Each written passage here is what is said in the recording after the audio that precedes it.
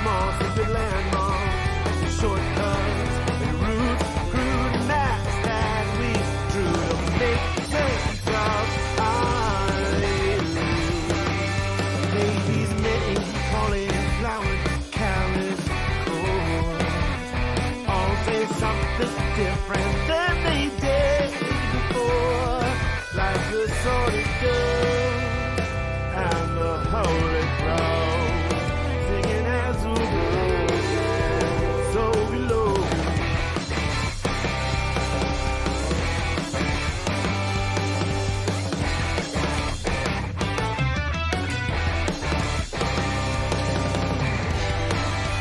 Burn down the old.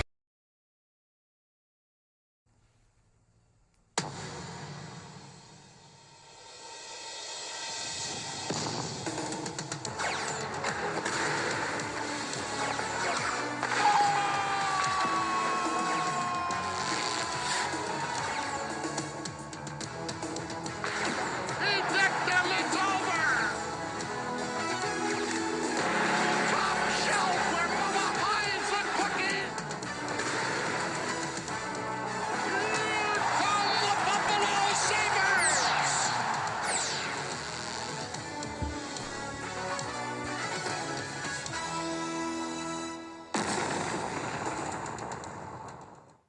Hold on, let me back up. Because last time I came in really hot. So I'm going to go all the way back here.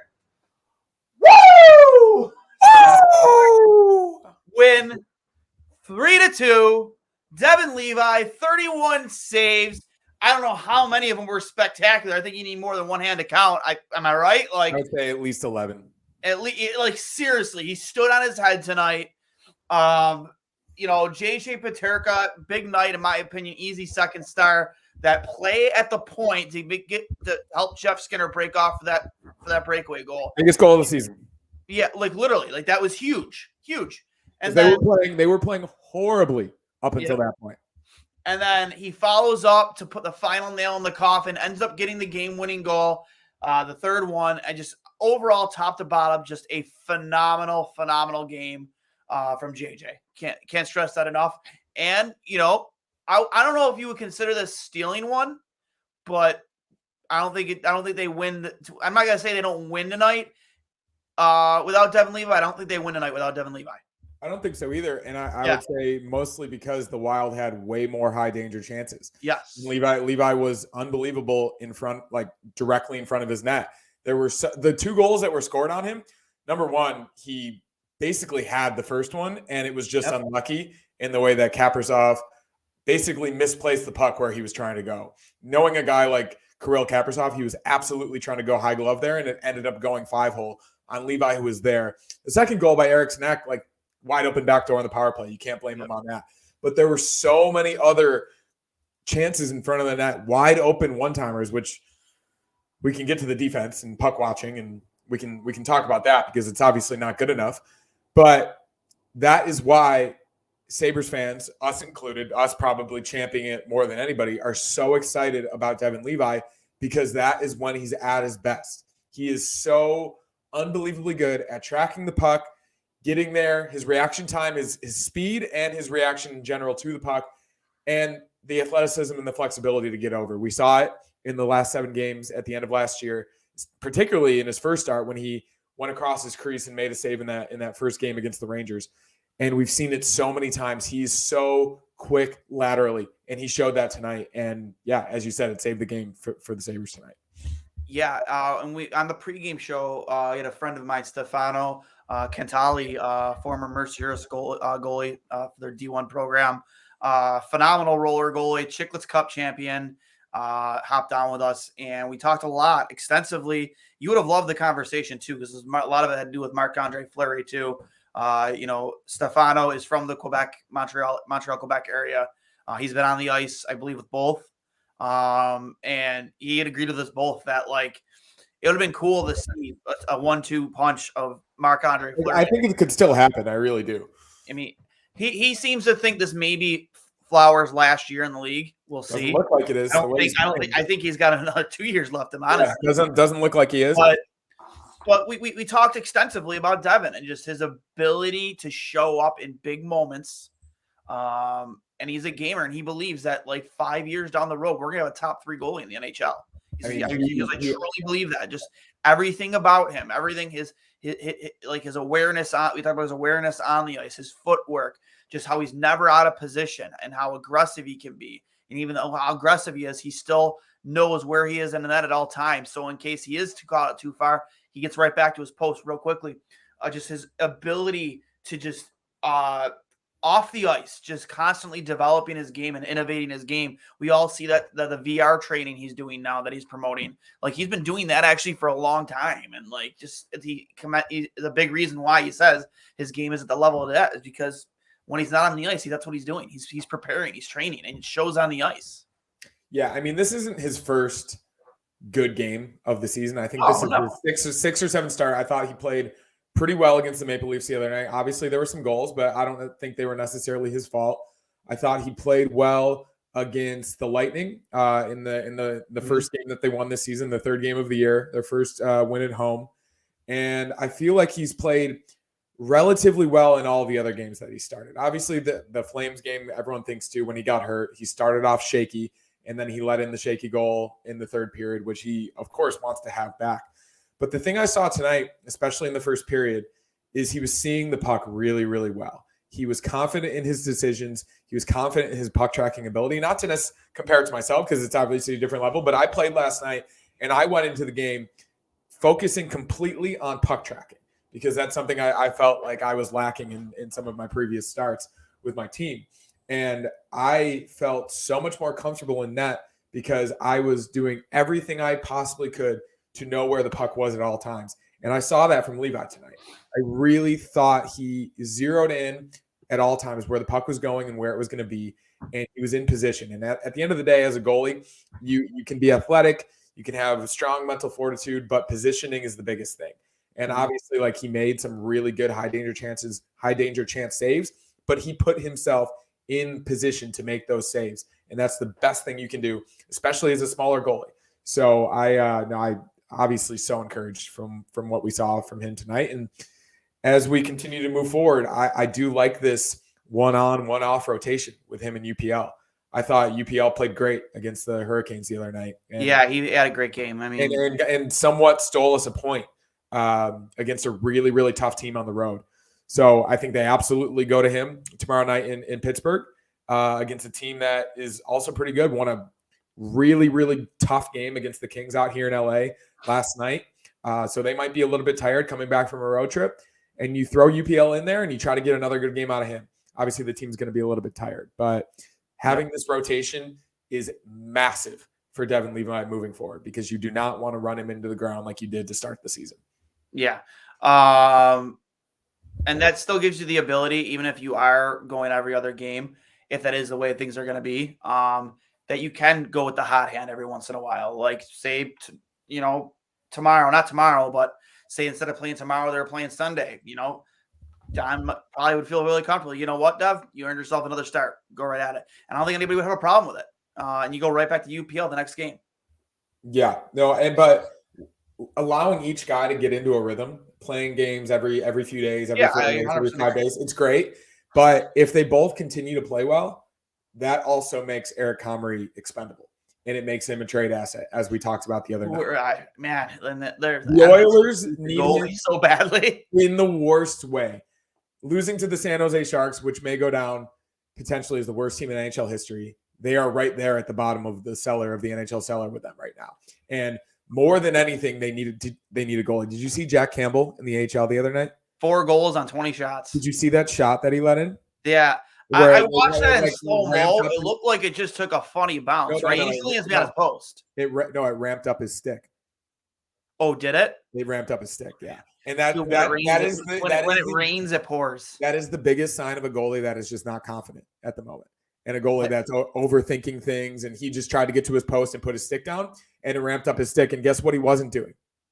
He wasn't watching where the puck was. No, he was. And sometimes he was tight on the post. If you lose your focus, like, you lose where the puck is, and that's what he did. Yeah, the Oilers need an answer, and I honestly think that could be their native son I don't think ever anyone thinks of Eric Comrie as Edmonton's native son, but why not, right? Like package him with Victor Olofsson in a pick and bring someone back because they need something. They need to switch up any type of mojo that they have right now, which is really, really bad. Yeah, I like last night they call it the toilet bowl, right? Yeah. San Jose at Edmonton. And The San Sharknado Jose, Bowl. who up until like a week ago, what was it? They had like 10 total goals scored on the season. And like over the course of what it was, like 11 games it was. And you that should be a layup win if you're Connor McDavid and the Edmonton Oilers, and they go in there and they lose 32. It's just mind blowing. Like, what is going on in Edmonton? Yeah, it's really insane. Connor McDavid doesn't even necessarily look like himself, and I just think that Can he still be hurt? I know where like before Maybe. that Hurts Classic, he had an injury. Draisaitl doesn't look like himself. Yeah, the whole team is in shambles. But like, if that team doesn't make the playoffs, how are you not requesting a trade to get the fuck out of there? I mean, I don't think he'll do that because I think he's at least he's obviously part of the solution. He's the best player in the league, but it's more so he doesn't seem like the type of guy that's going to force his way out of there. I really don't think so. But we'll see what happens. Well, he just watched Jack Eichel do it and win a cup. I know. I more than anything, I think Connor McDavid is a better team player and a better person than Jack. Oh, for sure. But I'm just saying, like, when is enough? Not that we're spooling into like a Edmonton Oilers episode here. Realistically, when is enough? If he's still young, and I think that there is a solution down the line. But honestly, it starts with goaltending, and that answer could be Eric Comrie. So I think the Sabres, especially if Levi and UPL get into a rhythm here with this rotation, and they both theoretically become the goalies of the future with this team, which is best case scenario. A 1A, 1B, as we always talked about. Like UPL was Levi before Levi arrived. He was the guy we were thinking was going to be the starting goalie for the Sabres in 5 to 10 years back in 2018 when we drafted him. And when obviously the Sam Reinhart trade happened, Levi came in, and now there's two top-tier prospects. If they both can play well, you don't need Eric Comrie on the team. No. So really I think that, I mean, who knows what Kevin Adams, the discussions that he's having. But if you have three quality starting NHL goalies, I don't necessarily think Eric Comrie is that. But send him home where he's from to a team that needs it right now because they could get hot and make the playoffs in a matter of a month with how much skill they have. So I'm assuming probably Eric Comrie likes being here, like the opportunity to throw that hometown sweater on, that's got to be like. No, he obviously grew up an Oiler fan, and like, yeah, that would be the greatest thing in the world for him. So I hope that happens. I really, really do. Because that would mean best case scenario for the Sabres that they don't need him, that Levi and UPL are both playing really well. Yep, I agree. Ryan Johnson, I thought another solid effort from him. He made a couple small mistakes, but like nothing that cost him dearly. He's got to stay. Yeah, he's making it hard. And then when Samuelson's back.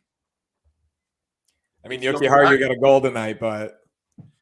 Yeah, but I mean, that's just throwing the puck on net, which is great and everything. No, and second goal of the year, but as we talked about, I don't know if any of these were necessarily his fault. I'm going to have to go back and look at the goals, but there's so much puck watching still. Yep. So even from Dahlin, like he had a couple tonight on that last chance from Kaprasov in the third period where Levi got the paddle down in front of the net on the one-timer. He let him get through without any resistance, without any stick lift whatsoever. And from your likely future captain of your team and someone who's prided himself recently on being better in his own zone and being better defensively, these past few games, I do think it's got to be a little bit better. Same with Owen Power. I think Clifton and Johnson were largely okay. I got to look back at the numbers. But as we talked about, there were so many high danger chances because there were so many open guys in front of the net. And thankfully, Levi was up to the task. But that's got to change quickly because that's not going to happen every single night. You can't expect your goalie to stand on his head and win you a game. Your favorite guy, Mauricio, here in the chat. Cousins looks shaky, lacks confidence, playing tentative, not impressed all with the first-round pick. Okay, dude, so bust, I'm going to stop you right there. He's not a bust. No, he's nowhere near a bust, bud. He's not a bust. He was unbelievable last season. He started this year off slowly. He had a 7-game point streak, and then he got into a fight, broke his nose, got a concussion, and now he's back a week later wearing a bubble. I'm not surprised at all. He looked shaky today. You were in a fishbowl. Like, what do you want? Like, you know what I mean? He's going to be tentative. He looked bad tonight. I will say that. He wasn't great, but No. you're playing with a literally it's still broken. Like there's no way that Frozen is not broken. Not a bust. Yeah. Nowhere near a bust, bud. I have full confidence in Dylan Cousins. He will get right back to where he left off yesterday. He's going to be fine. Yeah. More from Mauricio. Defensive zone coverage in ON is atrocious. High danger chances all night. Devon deserve first, second, third stars. Sabres need to clean up defensive zone coverage. I couldn't agree. Positivity from Mauricio there. Great point. Little positivity from Mauricio there. We love that. I know. I mean, come on. Power all night. Didn't have strong stick all night. Whiffed. Played scared. Tentative. Lacks confidence. Play with talent and contact power. Don't be a schmuck. Step up your game, poser. It's coming hard, man. Owen Power also not a poser or a butt. All season. Can't agree with you more, Matt. I mean, Paterka, I tweeted it out. People disagree, say it's Casey Milstat. I love what JJ Paterka has done this season. And only his second year. And I think more people expected it from Casey, though, right? Yeah. You can say what you want about Kevin Adams. He hit an absolute fucking grand slam trading up in the second round to pick JJ Paterka. And he hit a grand slam picking Jack Quinn, too. Yeah. In that same draft over Marco Rossi, who, I mean, I think he's having a good year this year, though. No, he's had but he had the COVID thing. Yeah. Oh, yeah. I think he's going to be a good player, but I think people question the Jack Quinn pick, and it turns out that Jack Quinn, I think it's going to end up being really, as long as he stays healthy. Yes. As long as but yeah, I mean, he had a freak Achilles injury training in the offseason. I'm not concerned about that. Levi, best game this season, if ever, for the Sabres. I say it's right up there with his debut against the Rangers. I think he had way more degree of difficulty tonight. Yes. But I would say that his debut against the Rangers, and then that game very emotional, like motions on high type of performance in a big situation where playoff implications on the line every single game. I do think this was his sixth start this season. And he started 7 at the end of last year. Of his 13 games he's played in a Sabres uniform, I think this was his best performance. Yes, I wouldn't disagree with you. Sabres offense and power play are in a funk and needs to be fixed and fast.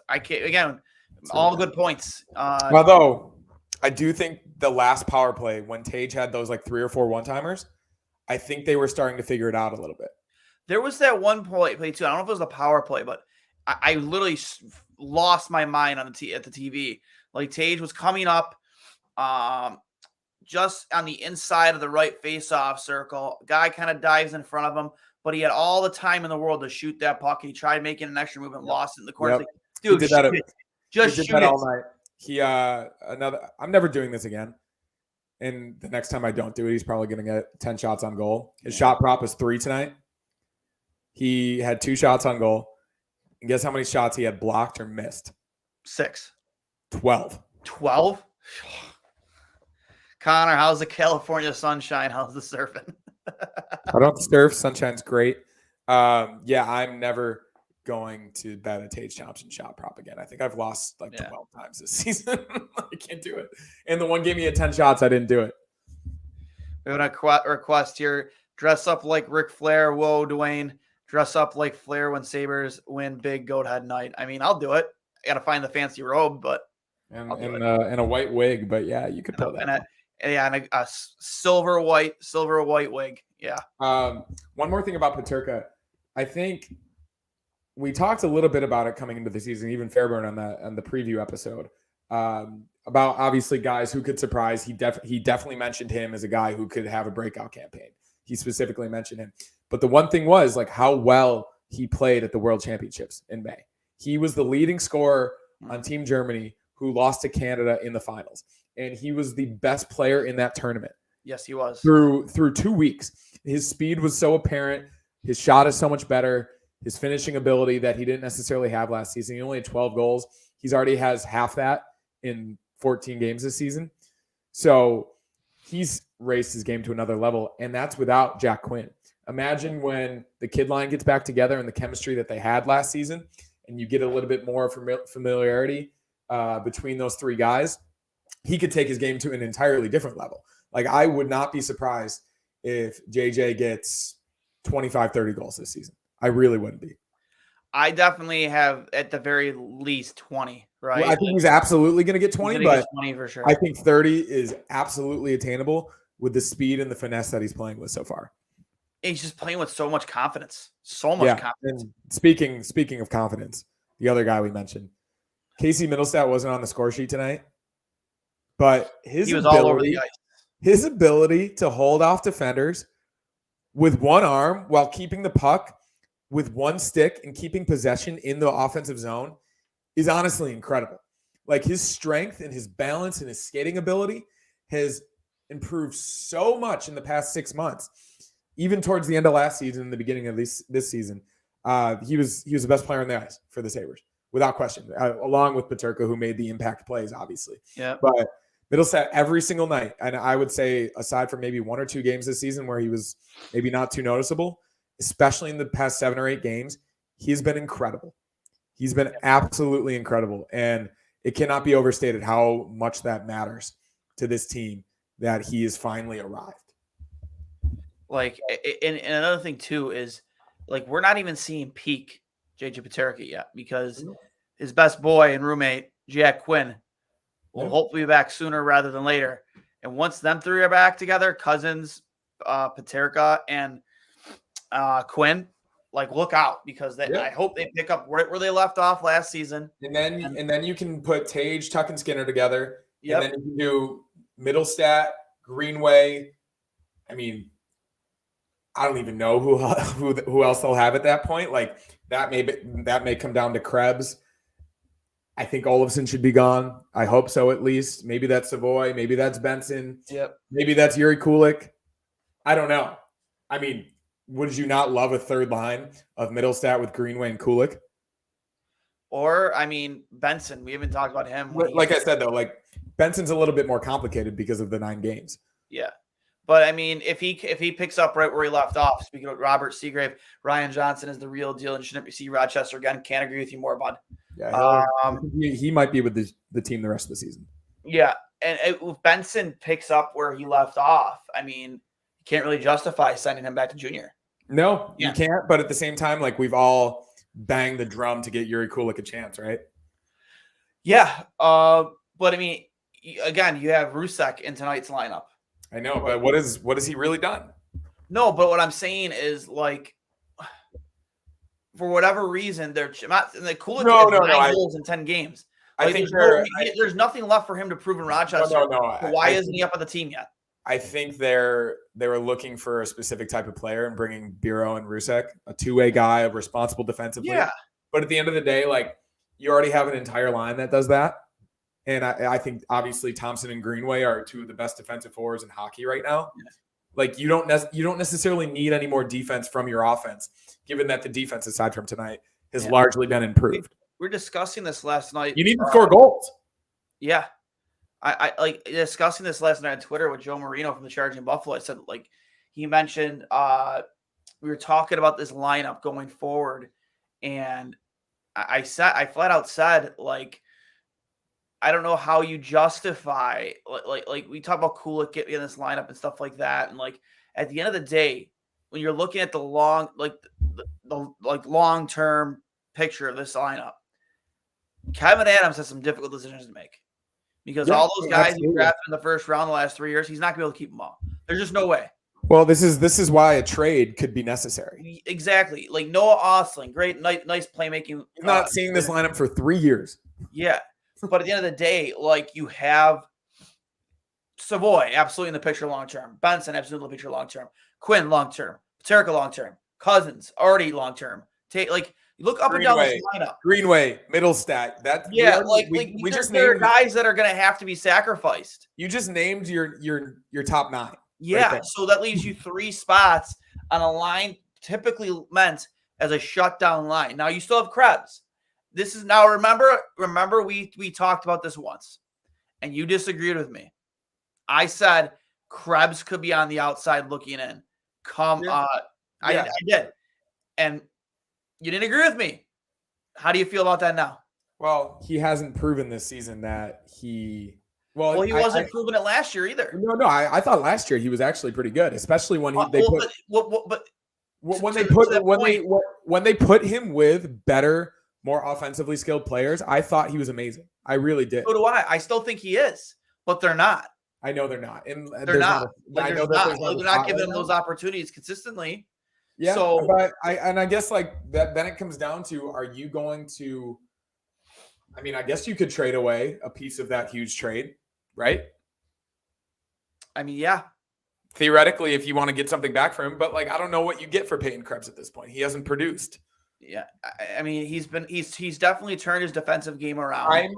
I'm fine with him on the fourth line moving forward. I think he's defensively responsible, and if you put him with more skilled guys, I think he's going to start producing. I really do. But he's largely stuck between Okposo and Girgensons, which is just like I am nipping at the bud to see a Krebs, Benson, Savoy line. I am too. I want to see so Krebs. Bad. I want to see Krebs with anybody, with anybody that has any sort of offensive upside. Like I'm just talking about 3 Winnipeg kids just going out there, guns blazing, absolute rockets friggin' tied to their skates. Let's go. Speaking of which, Savoy, did he have like 3 shifts tonight? Yeah, he wasn't out there a lot. My buddy Jack mentioned that to me at the end of the game. And I noticed him maybe once or twice. He had a couple puck possessions. But other than that, I think they largely sat him tonight. Which is nothing against him at all. I think it was just like the flow of the game. This game started out really ugly. Yep. Like there was no space. The Wild were clogging up the neutral zone, blocking everything. Yep. They were pressuring the puck, especially on the Sabres power play. They didn't have any time whatsoever. So maybe that's why they didn't want him out there. But yeah, I didn't see him at all. So I don't think we can like determine anything about him at this point because I don't think he even really had a chance. Yeah. Before we continue, I just want to recognize the sponsors for both Two Goalies on Mike and All Hang and Listen. Make sure you get over to Fatty Beer. 7 different Western New York locations with 300 beers to choose from at Buffalo, New York, and Western New York's premier market and tap room. Both kid and dog friendly. You can let them know the boys from Two Goalies, One Mike sent you. And of course, Buffalo Logo Apparel Company, the premier spot for all your local. When you shop local, if that's what you choose to do, all your Buffalo sports needs from the Bills, the Sabres, the Bisons, the Bandits, they do it all. They do local businesses. I mean, they'll take care of you. If you meet up with Eric, just let him know Two Boys from Two Goalies when Mike sent you. Check out the Stefan 316 shirt as well as the Buffalo NHL Shield ball cap. Can't wait till we get a couple of those to wear on the show, Connor. Absolutely electric stuff coming from the Buffalo logo this season. Moving on from that. Savoy. I can't even say the word underwhelmed because I don't think he got a chance to whelm. Yeah, I would agree with that. I think that he really didn't get a chance whatsoever. Maybe because it was a tight game and Don just didn't want to throw the inexperience out there. But, I mean, he dipped a toe in tonight. I mean, he didn't do anything wrong, not that I saw, unless something's addressed in the post-game press conference with Donnie. I haven't seen anything, judging from here on Twitter. So I don't know, but Brian Kozio is usually pretty good on top of that. Granado on Paterka from Brian Kozio. He's more aware of the responsibilities away from the puck, and it's getting his offense faster. Also from Kozio with quote from Levi. It was a fun game. I just tried to keep the puck out of the net. The boys played really well, blocked many scoring opportunities. The guys blocked a lot. There was a lot of traffic. So many broken plays. Just dropped the technical approach and go and play. Well, I actually love that quote. Just drop the technicality stuff and just go out there and play hockey. Granado on Middlestat coming up big. It was key that he rose up. He knows that he needs to rise up with the injuries. We needed to elevate in the third, and he was one of the guys that did. He was all over the puck, absolutely all over the puck, an absolute bear in terms of possession and just maintaining control. Granado, in the end, it was a hell of a gut check for our guys, and they pushed through. We needed to find a way to win tonight, especially in the third period where our determination was there. It's down to 20 minutes, and we had to find more from within. Yeah, all great points from Don Granato. And again, I am not seeing anything here from particularly from about Savoy. But yeah, I mean, Lucas Rusek had more ice time tonight. I mean, I guess he's more And dependable. I think it's just like first NHL game, finding a role, figuring out what situations they want to put him out there. I wouldn't read into it at all. But yeah, I mean, I love that Casey Middlestat is getting his flowers. Like more than anything, like I think that it's been really difficult for him given the position that this organization put him in to start his career. He obviously it was his decision to come out after 1 year in college, as we've talked about. He absolutely should have stayed one more year, but throwing him in there, no AHL, no Rochester Americans to develop his game, get stronger. He's 24, 25 years old at this point, maybe even younger. He might even be 23, but he's got so much potential in front of him. And I said during the game, like, and we talked about it last show, give him a contract now. Before it costs you later. I even said 7 years times $6 million, I would do. In a heartbeat. I don't think any Sabres fan, supporter, anyone in the organization, any of his teammates, that's a little less than Cousins and Tage, obviously, which it should be. I think no one would bat an eye at that. And as we kind of talked about earlier, I think Cousins is still figuring it out right now, and he's a different type of player than Middlestat. But I would almost put Casey Middlestat on the same level as Dylan Cousins right now in terms of their importance to the team. I couldn't agree with you more. I mean, just in terms of what he does 5-on-5, it's amazing. It is. It really is. Darlene just continuing to do what he does best and just be a Norris candidate defenseman. I mean, I guess, like you mentioned earlier, there's some stuff he needs to clean up. But at the end of the day, like, just another solid effort from him tonight. Just holding things down back there with a new defensive partner, second time out there with Ryan Johnson, and they looked fine. Yeah, I think on most nights we can just trust that we just never have to worry about him. I think obviously there are some defensive deficiencies here and there, but offensively, the chances that he creates, how good he is at distributing the puck, obviously, and he's going to score goals like he did the other night against the Hurricanes. So yeah, I'm obviously like the best player on the team, in my opinion, without question. All around, I think Casey's been the best forward, but Darlene has been this entire season. He's been the Sabres' best player, as he should be. Yeah. I like largely overall, like they gave him that contract. He's making not this year, but $10.5 million next season, the third highest paid defenseman in the league. He should play like their best player, and he has been. So, if anything, that leads credence to why they did it and what it's going to project moving forward. And he's only 23 years old. So it's the amount of youth on this team, man. It's just uncanny. Like, I remember, like, early on in the Jack years, like we were real optimistic about like the youth on the team. You already had a built-in leader with Ryan O'Reilly. You had a goal scorer in Evander Kane. And just this plethora of young players, and Eichel, Reinhart, Ristolainen at the time, where we thought was going to be a true like number one defenseman. Zadorov, just get so many names. And we just completely crashed and burned. But this is like a different type of optimism you feel about this group. Just like you just know that this team is going to compete for a Stanley Cup at some point in the next 5 years, I think. Yeah, I really believe so. And tonight, do you know what that win did for the Sabres? It did two things. What is one of them put them in a playoff spot? One of them sole possession of the wild card spot. There we go. That's always good to have. And it also put them over 500 for the first time this season. Let's go. 7-6-1, 15 points in the second wild card spot. And while that doesn't mean anything in November, I think it does mean something for this group given the way they started. Yes. Remember how much we were all not necessarily panicking, but upset after that Flames game, after that Canadiens game with how they were starting and where the offense was, right? And even in the first half of this game, like I think the discourse online was it was really, really ugly. Like they could not find a rhythm offensively, getting shots blocked, firing pucks into shin pads. Tage Thompson, I love you, but please get pucks on net next time I bet on your shot drop. Yeah, I mean, same with Casey Middlestat. Like I bet him to get 2 shots tonight, and he only got 1. But I think he just generally just needs to shoot the puck a little bit more. But given the way they started, I think that's a big mental hurdle for them. Like, they're probably not necessarily going to like talk about it, but you know that they look at the standings. You know who they're chasing. They know who's in their division.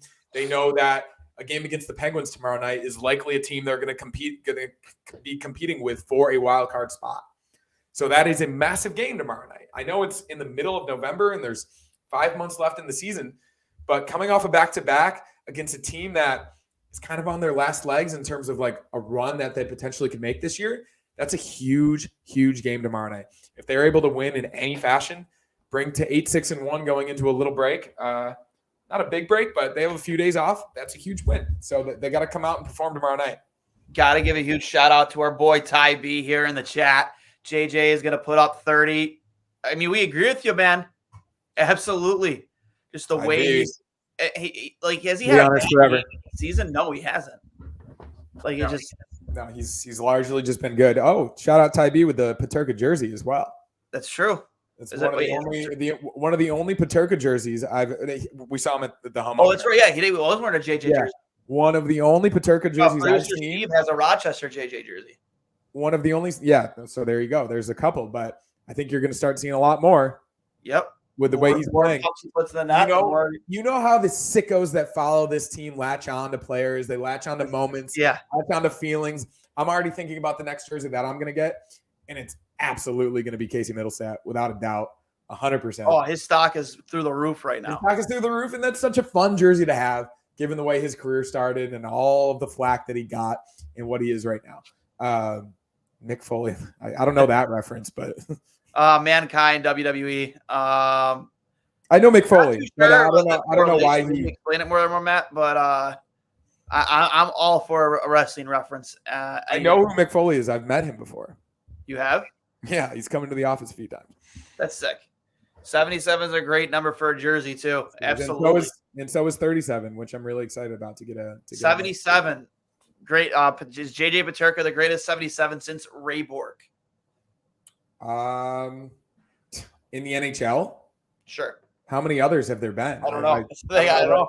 I don't know that off the top of my head, but given that we don't know, absolutely. Yep. Off the top of my head, yeah, sure. He's the best one. Yeah, 100%. And he's going to be even better than Ray Bork. Yeah. From Gargalant, please don't exile Krebs because he's been Kruger to the fourth line. I just think it's it's not for a lack of ability. It's for a lack of roster space. It's literally it's space at this point. Yeah. And don't get me wrong. I think we still need some more size after obviously Girgensons and Okposo, leave and retire, whatever they decide to do with their careers. But trade for Tom Wilson. Yeah, I don't think he's ever leaving Washington. Trade. They're blowing it up. Trade for Tom Wilson. Or Keegan Colaslar. I love Keegan Colaslar.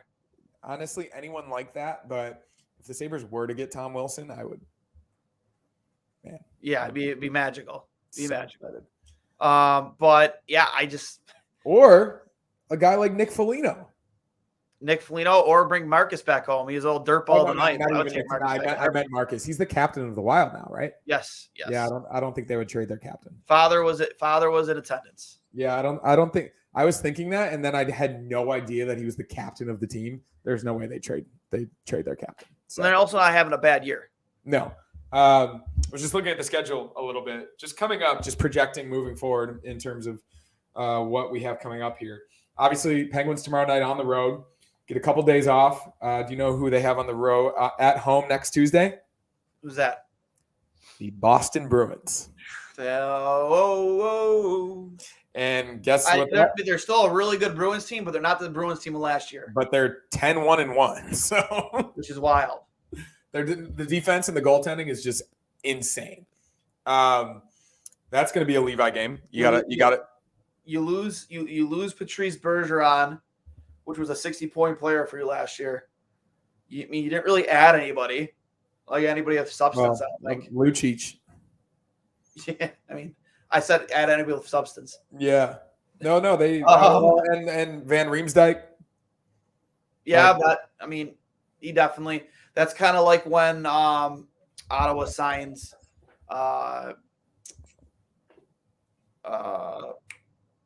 Why is his name escaping me? Why is his name escaping me? Former Flyer. Van Riemsdyk? With Ottawa.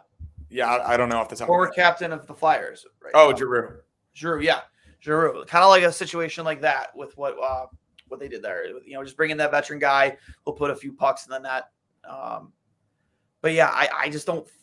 I mean, it's just kind of mind blowing that they're still this good. Yeah. So I'm thinking, obviously, UPL tomorrow night. Levi gets the game at home against the Bruins on Tuesday. He's probably got to steal a game there. I think so. Then they go on a mini road trip. Winnipeg next Friday night in Winnipeg, probably facing Connor Hellebuck, so you're going to get a tough game. Then you have the Blackhawks on the road. Connor Bedard, 4 points last night. Amazing start to his rookie season. That'll be fun to watch at least. How many points does he have right now? I think he's a point per game player, especially after last night because he had 4 points last night. So before that, he was like 2 or 3 points under a point per game. And then you have the aforementioned Capitals on the road after that to finish out the road trip. And then the Penguins back at home. And then over under 80 points for Connor Bedard. I'm going to say over just because of the opportunities that they're giving him. He's playing top line minutes. He's on the power play. They obviously want to feature him as much as possible. And the dude has all of the ability in the world. Like he's got all world finishing ability. He has an amazing wrist shot. He's a good skater, and he puts himself in good position. Dude, that release is already like a top 5 shot in the league. Yeah, I think he could get 90. I really do. I just don't know. Like, you kind of look at players like when Crosby came into the league, when David came into the league, there was just more talent around him. Yeah, I think bringing Taylor Holland was a great idea. Bringing Corey Perry stays with him after practice to work on a shot. Like, they surrounded him with, I think, the right group of guys to get him to where he needs to be. So, yeah, and then after that road trip, then you have Penguins, Devils, Rangers, and another road trip, Devils, Rangers, and Blues to end out the month. So some tough teams here and there, but also a lot of winnable games, especially if you have good goaltending and the scoring picks up a little bit. So I think, as we said, you judge the team after 10 games, 20 games, quarter of the way through the season. Yeah. But in a playoff spot right now, over 500 for the first time, 14 games in, that's a huge mental hurdle. Absolutely. Did we get a reason why Tuck wasn't in the lineup tonight? I don't think I got one, but he has been dealing with. He was on the ice originally for the morning skate, he has been dealing with some injuries, right? Yeah, I mean, I don't know if he's really been healthy even for a single game this year. Yeah, so the said game time decision, I think he'll probably play tomorrow night. They just want to give him the night off. Yeah, it makes sense. Probably a bruise of some Fresh sort. set of legs. You'll probably see Rusak. You'll see Rusak probably take the night off tomorrow. But what do we do with Victor Olofsson, dude? You trade him, or like if you don't trade him, if you have to package him, you have to sell any amount of upside that he has left, which we know what his upside is. A power play specialist that has still, for all of the flack that he's gotten, he does one thing really well. He has allegedly. No, he does though. He does. Like, he has an all-world release on the right side of a power play. And a lot of teams like probably don't know that. And if you put him on a good team, on a good power play, maybe even a second unit somewhere, I think he could find a role. Trade him to the Sharks. They're tanking. Like, yeah, literally. You know who I would like from the Sharks? Anthony Duclair. I'd like Logan Couture. I would like anybody on the Sharks. Yeah. Honestly, Thomas Hurtle. Like, they don't want to win right now, and they want to put themselves in the best position to get Macklin Celebrini, the likely number 1 overall pick in next year's draft. Yeah. So, yeah, the Victor Olofsson question, you do whatever you can to create the best package possible to trade it, because you're not trading him by himself. Yeah, when I look at like Vic, it's just like, I mean, the lone point he has on the season was from his spot, taking that shot, went wide, rang around the boards to Owen Power, who set up a goal. I can't remember who scored it. It wasn't Power, but regardless, like, I just like the time to trade him was the trade 20 deadline. games in last season. The trade deadline last year. I just really wish we could have known what was on the table at the deadline, because there's no chance you're touching whatever that value was. And that's why you got to do Comrie and potentially even like someone like Ostland or Isaac Rosian or like one of your top prospects. Because what do you want in return? I mean, this is what I'm saying though. Like, we need more defensive depth, I think, in my opinion. Maybe not now that Ryan Johnson is here, and you want more physicality in your middle and bottom six, don't you? I say you trade him to Carolina.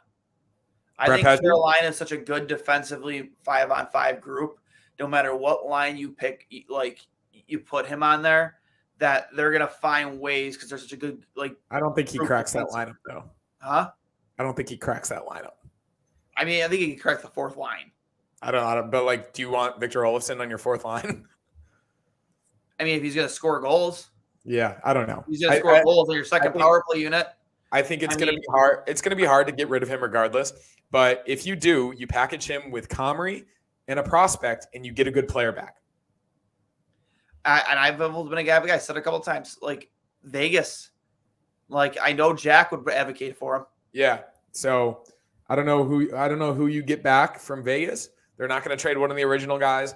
They're not gonna... Keegan, Colasar. Yeah. Well, this is what I'm saying. Like, all day. You can figure something out. I don't necessarily know if any of this is going to happen, and I have a feeling he's just eventually going to get put on waivers.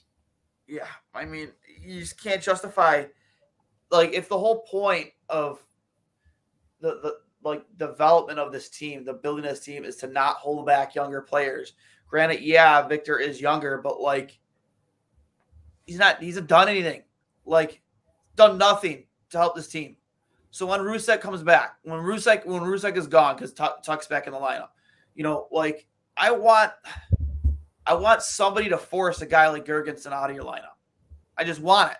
I mean, I love as we've said before, though, like with the letters they slapped on their chest, it's not going to happen.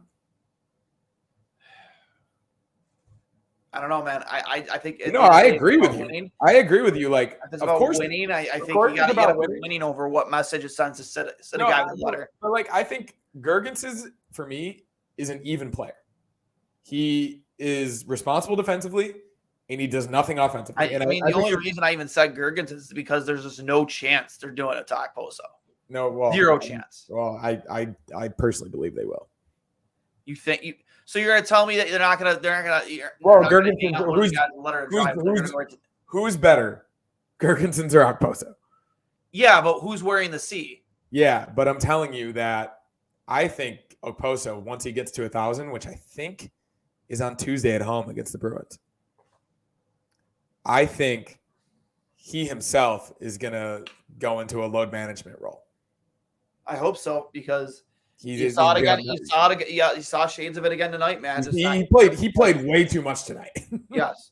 Why is he on the second power play unit? I don't know, man. Like, I don't get it. It's really bad. Like, what does he offer that unit other than a body in front? And then, like, what does he offer that Rusek doesn't offer, that Jost doesn't offer, that Krebs doesn't offer, like even Gergensen doesn't offer? Like, come on. Like, what are we doing here? And getting to the power play a little bit, as we talked about, obviously their plan to get into the zone is not working.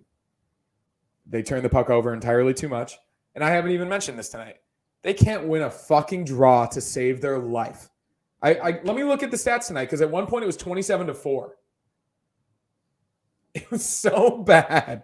And I don't know if you saw how many times the ref pump faked Tage Thompson, the linesman, on faceoffs. It was insane. Oh, can we talk about how terrible of a referee Wes McCauley is? Yeah, he's really bad. Like, how do you watch Jordan Greenway get cross-checked 5 times in front of the net, stare at it, and just like, They were really bad tonight. Then you call that barely interfere. Don't get me wrong, it was interference. That is interference. But there needs to be consistency. You can't call that ticky-tack interference call, but then let what happened to him in front of that, let that go. It just makes no sense to me. Guess what the faceoffs were? Oh, last time I looked, it was like 37-14. 40-15. Huh? 40-15. Yeah, it was terrible. It was absolutely terrible. Someone's got to learn to win a draw on this fucking team. Like Maybe that's the guy you bring in, like a guy who face-off specialist, a decent two-way player, but who can win a face-off. A face-off specialist, Ryan O'Reilly. Yeah, but I bet you he would come back to Buffalo. I would not. I don't think anyone would be opposed to that. Nashville is not going to do anything this season. Dude, I'm always been an advocate too, dude, because I know his contract is coming up. Fucking dude, throw a first-round pick and a player at Florida. Bring back Sam Reinhart. I'd love that too. Like, why not? I would love that as well. They can't afford him. They're not going to be able to afford his next contract. No way. No. He's the perfect type of player. Dirty goals, get in front of the net. Win a face-off. You can play on the wing and center. You need a guy to go win a face-off. He'll go win a face-off. Gosh, I think Middlestad's going to get there eventually because I do think he has the hands and the timing for it. I think Tage is just bad at face-offs. And clearly, Krebs is probably not very good. Cousins hasn't been good. It's going to cost them. They lost by 25 tonight, and they won the game. It didn't cost them, but it should have. Yeah, absolutely should have. Are you? Levi saved their ass. Quick question: are you not allowed, if you ice the puck, are you not allowed to take a timeout? I don't. I thought it was just you can't do line change. I don't know that. I tweeted out. I tweeted out at that first defensive zone draw at the end of the game. Said, "Take your timeout, Donnie." But then Minnesota did. But then someone comments like, "They iced the puck. They can't take a timeout." I don't think it's a rule, right? Like I've never heard of that. If you haven't left, I'm sure you can probably take it. Yeah. Yeah, I don't see why you couldn't. I know you can't do a line change if you ice the puck. You got to keep the same 5 players out there. But yeah, I'm pretty sure that's not a rule. I'm pretty sure. But again, regardless, he could have taken his time out on either of the next 2 icings that they had, and he didn't. It drives me nuts because you have a tired group out there, and you need to give much rest as you possibly can. Him and Sean McDermott, who I want to fire into the sun right now. Yeah. We're not talking about the Bills. We're not talking about the Bills. Other than I think Sean McDermott is ruining this franchise. Right there with you, bud. I think Donnie Meatballs and Sean McDermott need to meet down and talk about their timeout management and game situations. Hey, this is a good point, and I think we should end on this. Let's end on this. Okay. We're about an hour in.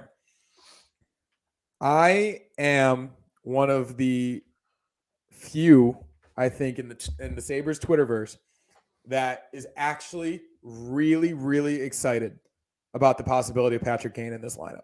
And I have 3 reasons, which I would like to discuss. First reason, as our good friend Gargalant says, that if nothing else, obviously wins are going to put asses in seats. Patrick Kane is going to fill that building. Yes. All of South Buffalo will be at those games. I promise you this. Like so that's the first reason. That's 3,000 tickets right there. Immediately. So if nothing else, the atmosphere in the arena is going to be much better for home games. Number 2, if he's healthy, which I don't think they're going to lie about this. Obviously, the hip resurfacing is a tough surgery. If he's healthy, he's still one of the better goal scorers in the league. He does still fill a role. Otherwise, fills a role, right? Like you put him on the power play, you put him with potentially Skinner or Middlestad or Cousins. We've talked about all the options in the Sabres top 9 right now. Yep. You put him with guys that can get him the puck. He's going to score goals. He had 56 points last season as a 35-year-old player with a bad hip. If he's healthy, he's going to score goals. This is what he's done his entire career, and not even just score goals. He's going to get the puck to guys who can score goals. So he's a good player. People want to talk about his age. All right, here, and this was in a Sabres group chat. Pavelski at 39 years old last season, 77 points. Pavelski's a different player than Patrick. But no, let me just go down the list. This is Malkin. Currently is 37, has 13 points in 11 games played, had 88 points last season. Crosby at 36, has 12 points in 11 games, 93 last season. Ovechkin is 38, has 8 points in 11 games played, 75 points in 73 games played last year with 42. Not the age. It doesn't matter. If he's healthy, I know, but like people are bitching about the age. Like, he's past his prime, this, that, and the other. I'm listing players that are beyond 35 years old. The people who really hate it are the deep analytics people who have watched his numbers decline over the past 2 years. He's not a good Because of a dog shit Chicago team. Yeah, he's number one. He was on a horrible team that was tanking. Number two, he's not a defensive forward. Who cares? Neither was Yager. Like there's so many guys. Yager. We don't need him to be. You know what I mean? Like I remember if Patrick Kane signs with the Sabres, everybody will be excited. Everybody. I don't care what. Yeah, listen. Do I need Patrick Kane? No. But if a random Tuesday in 2 months comes down, Darren Dreger, the Sabres are signing Patrick Kane. Do you know what like the gravity of that moment will be for this franchise? I just thinking about like jersey sales day one. It's insane. He's the best athlete in the history of the city, the best American-born hockey player, trying to come out and have one last run to hopefully help his hometown team get to the playoff. Everybody knows because we all did it as kids, playing in the driveway or playing in the streets, wearing our wearing Sabre jerseys. We all, in our best Rick Janneret voice, call the Stanley Cup game-winning goal that we scored on either on empty net or older or younger brother, whoever it was. That's what Patrick Kane's life was growing up. Even if he helps this team get to the playoffs this season, that is like a legacy cementing thing for him. Yes. And let's say he plays 2-3 more years and helps us win a cup. If people don't already think he's the best American-born hockey player ever, that would put him into a discussion of the top 10 players of all time. Agreed. So I do believe that with the cap space and the ability to make the middle six even better than it already is, and the appeal for the fans, the appeal for the city, the story, obviously, it's a win-win. If it loses and he doesn't produce, it is what it is. I'm on your side. Do I need Patrick Kane? No. But am I going to be upset if they sign him? Absolutely not. And if you are, you're a nerd. Yes. You are a nerd who only cares about underlying analytics from the past 2 years. Analytics. I love analytics. I think they're great. But sometimes you need to ignore them in certain situations and think about what his fit would be with this current team. It would be great. Yep. Listen, like you can sit there and try and tell me all day, talk to me all day about analytics, and I respect it. But at the end of the day, those terrible numbers about his Corsi for, Corsi against, whatever, they were on such bad post-dynasty Chicago Blackhawks hockey teams. Yeah. Bad.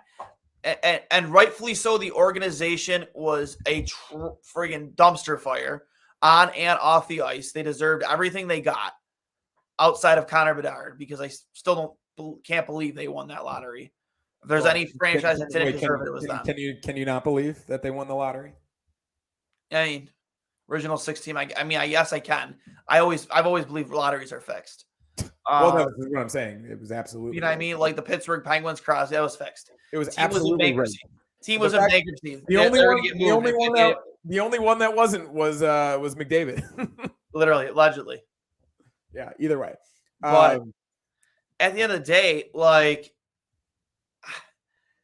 he's still one of the greatest goal scorers of our generation. So and he has 3 Stanley Cups. He's scored huge goals in big moments. He's shown up in big moments. So the reason as a hockey player, a guy who has played this game his entire life, as a coach, like there are guys on every single team that they're gonna hurt you defensively a little bit, but they're also going to help you defensively because you know what? They're going to drive play in the offensive zone. Yeah. It's less time you're going to spend in the defensive zone because he's out there.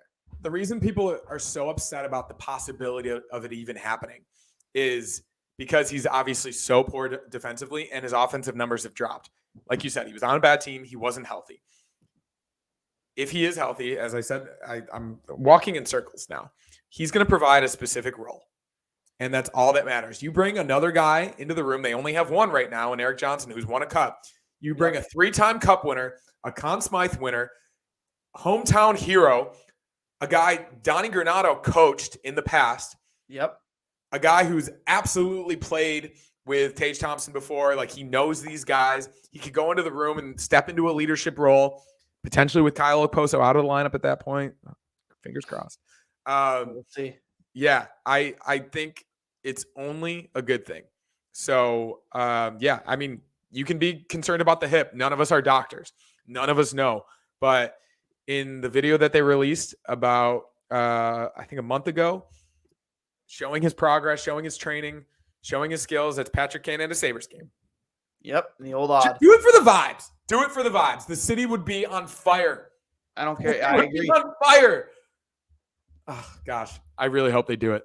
And I'm going to laugh in every Walt, our guy, tweeted out the other night that he was starting to get concerned with the direction of how the Buffalo Sabres are building this hockey team in response to the rumor about the Sabres being interested in Patrick Kane. I will laugh in Walt's face. I will absolutely laugh in Walt's face if the Sabres sign Patrick Kane and he turns out to produce, which if he's healthy, he will. Do we start the movement with that the apology form, the Patrick Kane apology form? We got 100%, and put this picture at the top of it. Like literally, like I'm done. Listen, I think here's the thing, and there are people that that in group chats that I mean, listen, Patrick Kane hasn't lived the model life off the ice. He hasn't. He's had his issues. Drinking, the partying, you know. We all know what allegedly did or didn't happen. I don't really want to get too in depth about it on the show, but I mean, he's innocent. So yeah. So listen, we'll never know what happened. He was proven innocent in the court of law. And I mean, the case was dropped, but yeah. Well, you know what I mean. But like, yeah, it was dropped because there was no evidence. If it would have went to, there was not enough sufficient evidence to present a case. And then obviously the Kyle Beach scandal, did or did he not know about what was happening, to Kyle Beach? Kyle Beach claims that there were players that knew. He has not lived the model life. He has not. And if you don't want Patrick Kane because of the off-ice stuff, listen, I can understand that, and I can even agree with it as somebody who is very much so emotionally affected by the Kyle Beach stuff. I totally understand it and I agree with it. But if your point in not signing him is Patrick Kane, the hockey player, you are dead fucking wrong. Without a question. You are dead fucking wrong. I am sorry. He is not until injury proves otherwise, he is not washed up. He is 34? And I just listed 5 or 6 guys who are over the age of 35 and 36. One of them is 39, who are still producing a damn near a point per game clip. And you put him on a team that's ready to win now, guys that are going to get him the puck. You're telling me that if Patrick Kane goes back to Chicago tomorrow, gets put on a line with Connor Bedard, that he's not going to score a point per game? Yeah, you're out of your fucking mind. I completely agree with you, and I'm glad we're on the same page on this one, because I would say, as I tweeted out earlier, if they gave him that 3-year, $5 million a year deal, which is within the realm of possibility, people would lose their minds.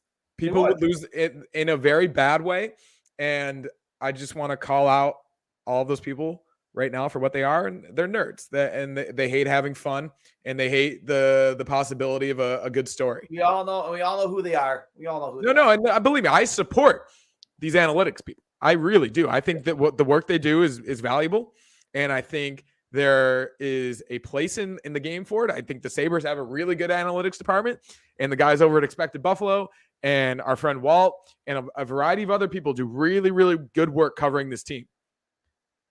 But stop the fucking Patrick Kane thing. Him into the Sabres needs to happen. And I'm done. I'm dropping the mic. Could you imagine? We're out of here. Could you imagine Patrick Kane lifting a Stanley Cup, winning goal or anything? Like, could you imagine the melee in downtown Buffalo? No. This is the thing. This is why they need to do it, just for this possibility alone. So yeah. I think we can end this here. Go Sabres. Yep. With that being said, just another shout out to our sponsors, Fatty Beer Company. Make sure you get over to any of their 7 Western New York locations. Buffalo's premier market and tap room. Over 300 beers to choose from. Open daily, 7 days a week from 11:30 a.m. to 10:30 p.m. and later. Live music and events. And you can follow them on all their socials at Fatty Beer on IG. It is Instagram, Facebook, and Twitter, now known as X. Remember, they are kid and dog friendly. And as always, make sure you go check out buffalogo.com or at buffalogo.co on Instagram and Twitter. Check out all of the local designs that they have for you to choose from when it comes to the Bills, the Sabres, Bisons, whatever team you support here in Buffalo, both professionally and locally. They have so many cool designs on there. Again, let them know the guys from 2 Goalies, 1 Mike sent you. With that being said, as you said, we can end things on that. I think it's a good thing to end on. And hey, tomorrow night, another big game. Don't call it a winning streak, baby. Let's go. Let's go for 2 in a row. And go Sabres. Go Sabres. Go Sabres.